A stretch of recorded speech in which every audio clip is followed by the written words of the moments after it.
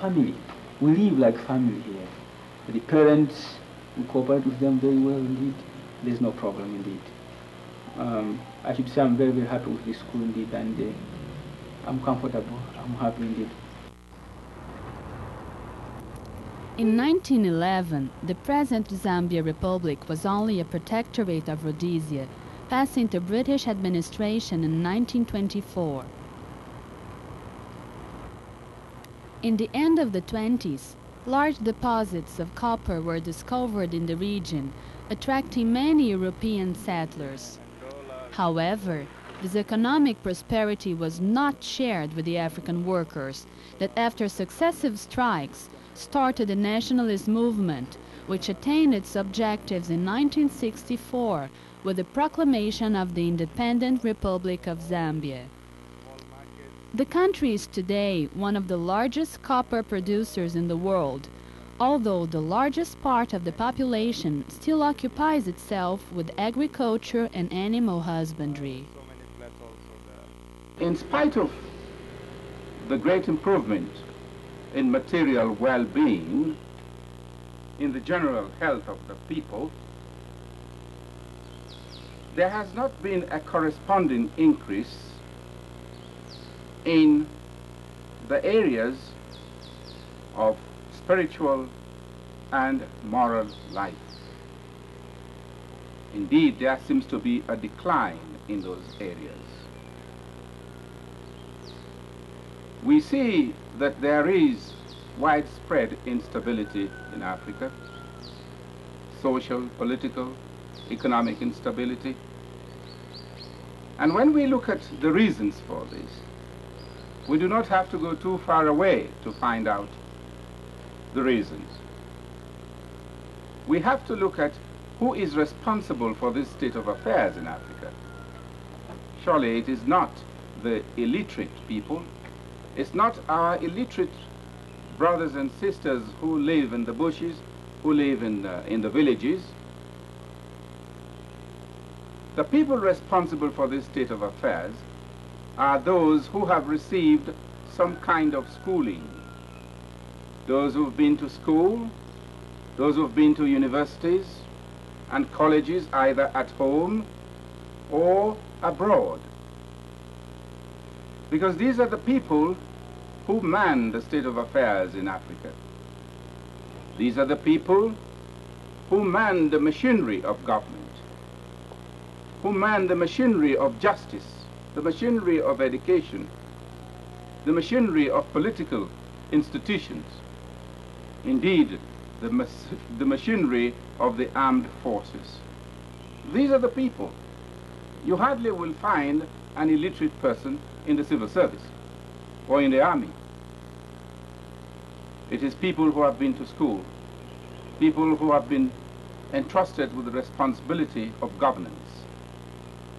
And so therefore, if there is such instability in the continent of Africa since independence, we can only say, we can only conclude that the responsibility lies squarely in the hands of those who have been to school.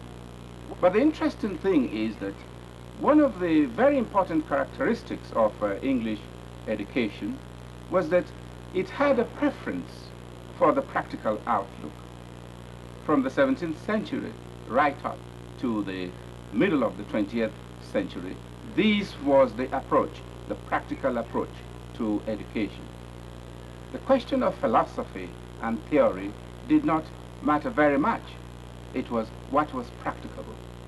That is to say, the men and women who are the products of the educational system have not imbibed the basic human values of love, truth, peace, righteousness, and right conduct, which and non-violence, which Sathya Sai is stressing today, which is the pillar of Sathya Sai education in human values.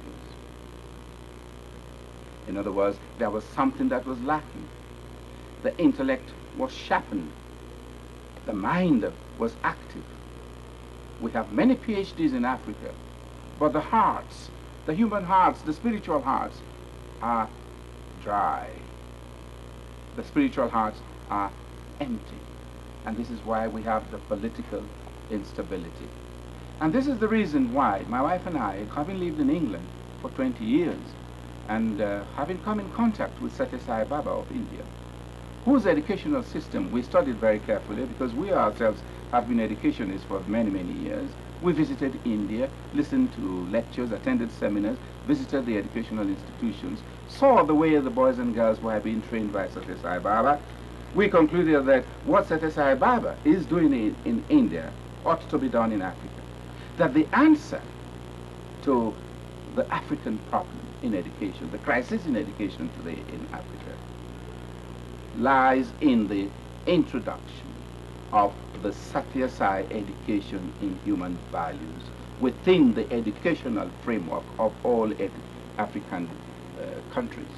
Sathya Sai Baba says that total human personality has to be developed. All the parts of the human being must be taken care of by any educational system that is worthy of its name, and hence he lays emphasis on the total development of the human personality, on putting across the emphasis on character. Hence he says, the aim of education, says Sathya Sai Baba, is character training. Once the character of a human being is good, the rest would follow. The Sathya Sai School is considered modern and well-equipped by African standards. The primary school complex has 24 classrooms and a library with 10,000 volumes. The secondary school complex has 14 classrooms and a library with 30,000 volumes. There is no infrastructure for internship, but some students live at school during the period of official exams. As extracurricular activities, the students have art classes and practice sports such as volleyball, football, chess, and karate. Another distinctive feature is the Sathya Sai Education in Human Values program, where we try to inculcate the values of love, peace, truth, right conduct into the curriculum, into the subject. And so the teachers use the values in their subjects so that the subjects are not taught strictly as just dry subjects. We try and inculcate values all the time in the subjects, all day, in all the subjects with all the teachers.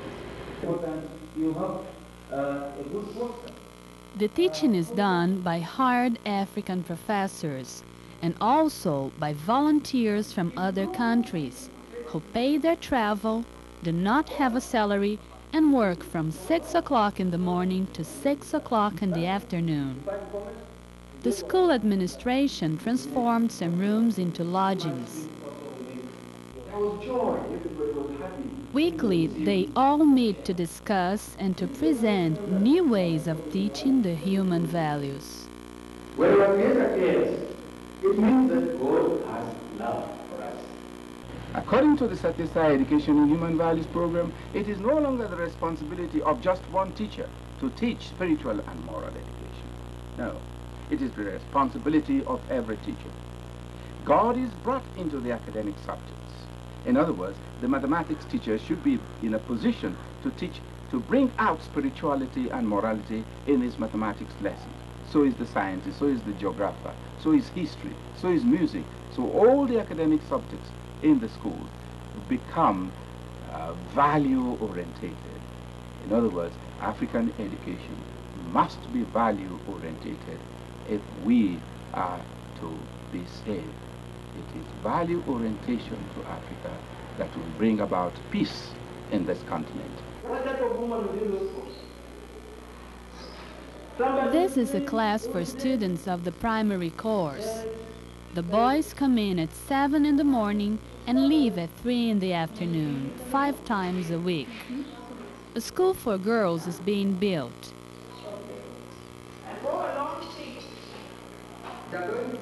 In this language class, they learn the names of animals through a story that emphasizes the importance of collaboration and solidarity. The forest animals decide together to dig a well in order for all to drink. The rabbit that ran from work loses the right to drink the water of the well. Kakulu did not go for work.